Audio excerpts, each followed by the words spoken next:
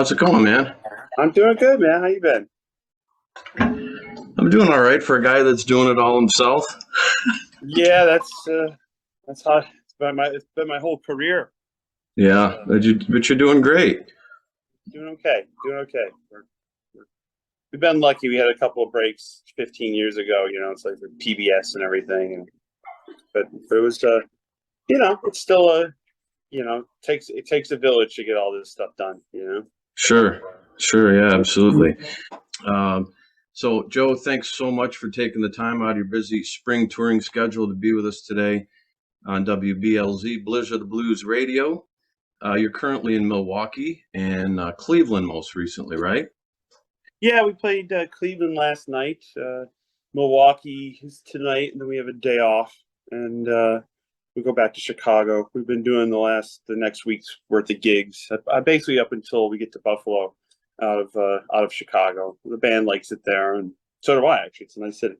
Yeah, yeah, I'm sure you got a lot of friends and people that have come to see you for years. In fact, to give you to give our listeners a little back history, before you started selling out some of these places like Shays and playing big venues like Art Park and Clapton's Crossroads Festival, and having your own Keeping the Blues Alive cruise, their foundation, the Sirius XM show, and Different Shades of Blue, it's called.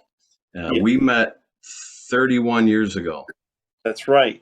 at, That's at right. a, What was it? What was that place called that we played?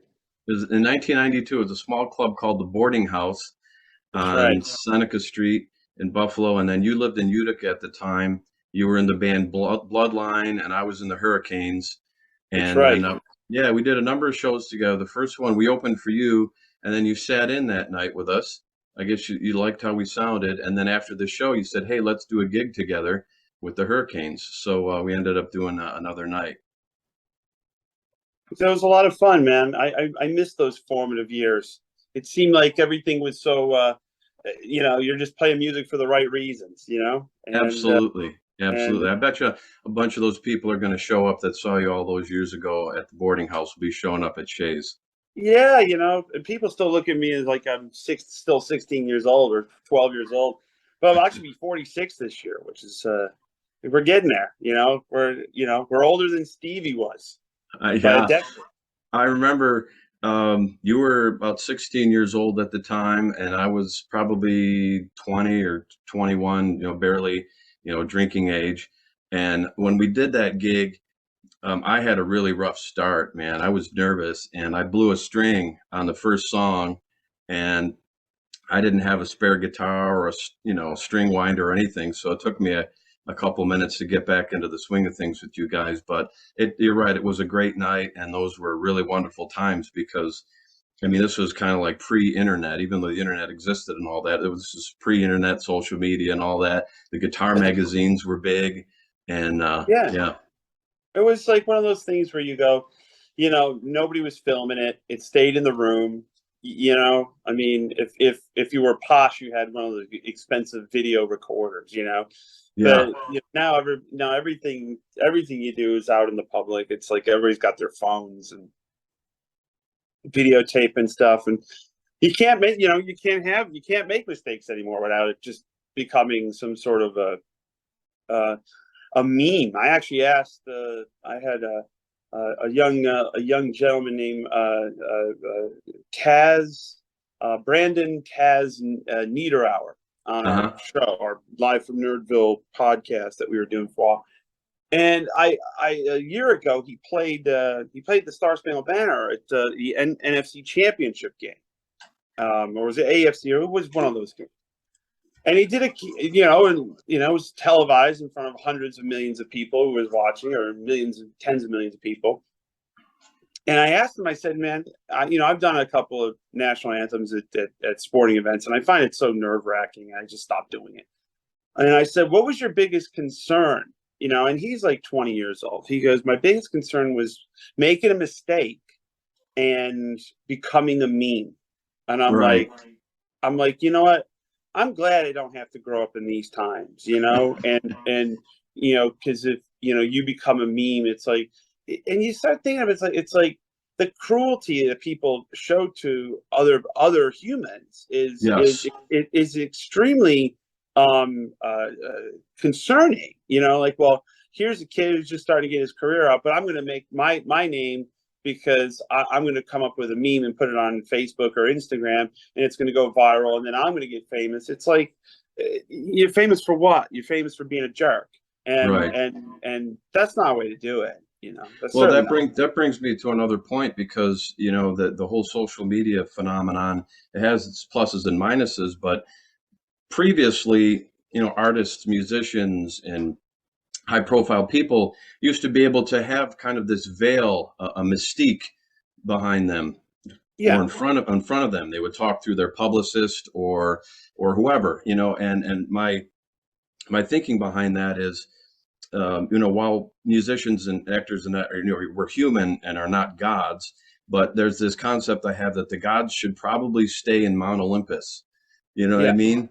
Where let things be a little more, let that mystique, be there, because it's there's too much access, too much easy access, for us to speak our mind, and for people to talk back at us.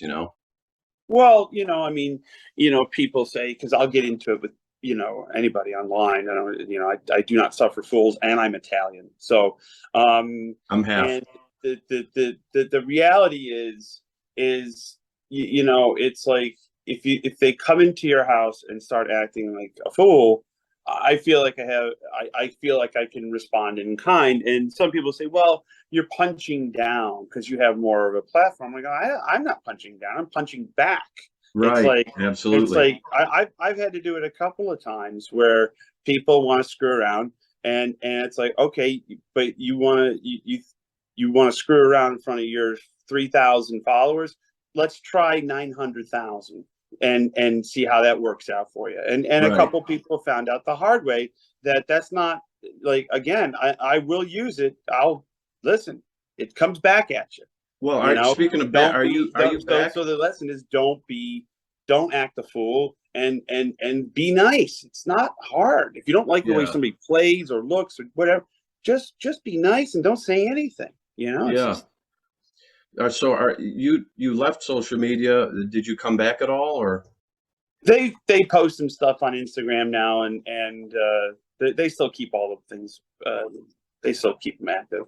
Okay. I try not to get on there as much and look, because it's just, it's so troubling, and it really is just a rabbit hole that is unnecessary. And sometimes, I mean, it's, I mean, I get it for acts that they're trying to make a name for themselves. You can, basically, you can do it for free. It's a good marketing tool. And it's, something catches on the algorithm, you get in front of a lot of eyes. Me, Hey, it's not as usable anymore. hey, check this out. Can you see that? Yeah. That's your Oh, dad. that's right, man. It's my dad. Yep. So, a That's him bunch of people can boast that they played with you. I can say I played with you and your dad, because and he's my dad playing on playing harmonica harmonica. that night. How's he Yeah, doing? he's doing good. They're living in Sonoma, California now. Oh, Over, really? yeah, all the Bonamassas have cleared out of upstate, and they're my sister lives in California, and San Francisco, to be exact, and mom and dad live in Sonoma. So they're Super. they're done with the snow. Yeah. Oh, yeah. And a lot of other stuff too, I bet.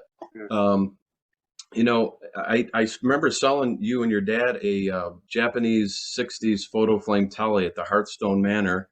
And I think that Right. was the same day that you picked up that Silver Jubilee Marshall head for like $400 or something. You remember correctly. That's right. The guy walked it around the flea market, the Buffalo flea market. He was from Canada, and I actually, in about an hour's time, I still use that amp. It's still on the road, in the rotation. Um, Super. and so I remember, because Marshall 100-watt Marshall head with Drake transformers. That's heavy. So Yeah. you keep making the lap, and nobody was willing to give him. And he goes, "Would you do 5?" And I said, "No, my dad won't let me spend that kind of money." And then next thing you know, he comes back around again, and puts it down. And he goes, "Give me the $400." I'm like, "That's it." That's a great story, man. It seems like that as the technology evolves and things are going more digital and the gear gets lighter, it seems like you're kind of going back because you're working with Fender and you put out the Fender Tweed Twin, the high power, and you're Yeah, coming out with the Dual Professional, which is exciting. that is exciting. It's the it's the first ones that have rolled off the line since '48. Wow. And Stan Cody at Fender did a great job reverse engineering it because unlike the high power twin, they still use a lot of those components. The 12AX7s, 12AT7s, however you want to. And they did a great job, and I used two reissues on stage. I retired the old ones because it just doesn't. The new ones sound fine. They sound better in my opinion. But with the Dual Professional, they had to reverse engineer a lot of stuff because the Dual Professionals had octal tubes, Love and those. Yeah. yeah, but they don't make them anymore, and you can't source them. So we had to recreate the sound with modern Oh, tubes, okay. and they did a great job. I mean, honestly, if you A/B it between my original amp that we modeled it after and the reissue, I mean, it's once again, it's just it's a clone. So it's going to be exciting. I mean, they I'm just got to. looking forward to it. So your show at Shays is February 28th. And by the way, our mutual friend Tom Hambridge says to say hello to Joe. Oh man, I love Tom. Tom and I write so many songs together. Yeah, We've written a bunch for Eric Gales. We've written a bunch for Jimmy Hall. My solo albums. He's one of the best, man. He's a hell of a drummer, and Buddy's keeping absolutely. him, and Buddy's keeping him busy. I think Yeah, he's a little burned out of the road. I know they were just in India, and we did my last record together. I got down to Mhm. Nashville and did some stuff together with him, and it was just an awesome experience. And I would say there's a lot of people from upstate New York, like yourself and Tom and Lucky Peterson and Billy Sheehan. I mean, people talk about different regions of the country. Texas musicians, New York, wherever, but upstate New York has got its share of talent. Yeah, I mean, look at Lou Graham. It's from. Yep. I mean, Lou Graham. I mean, there was a real talent. I mean, I always say, like, people, what's up with all the talent from upstate New York? I said, well, when it rains 260 days a year, and it's freezing the other, for 6 months, you ain't got much to do other than sit inside and play your guitar. Yes, and I wanted to bring up a couple things that you might be interested in. Um, become friends with and starting to do some work with Benny Turner, who was Freddie King's brother and bass Yeah, I player. know, but Yeah. So Benny and I were talking, and he said that there is a lost Freddie King album somewhere between, Buffalo and Utica, maybe Syracuse. There was a nightclub owner who had a recording studio attached to the club. Benny says there's this album that, he doesn't know where it is because I think the club owner since died, but he said it's the best album he's heard by Freddie. well, So I want to talk just for a second about what you've done in the last 31 years. I mean, your influence has just been really huge and really positive. Some of the guitar heroes that had come about in our generation, our era, were kind of overindulgent. I'm sorry to say, whether it was smoking or drugs, alcohol, and whatever licentiousness.